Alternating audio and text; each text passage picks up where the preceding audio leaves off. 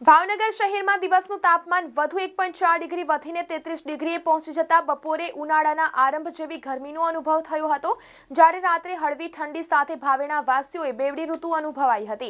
આગામી 2 દિવસનું તાપમાન 31 થી 32 ડિગ્રી આસપાસ રહેશે, જ્યારે રાત્રિનું તાપમાન ઘટી શકે છે, જેથી રાત્રે ગુલાબી ઠંડીનો અનુભવ થશે। તો સાંજના સમયે શહેરમાં 16 કિલોમીટરની ઝડપે પવન ફૂંકાયો હતો।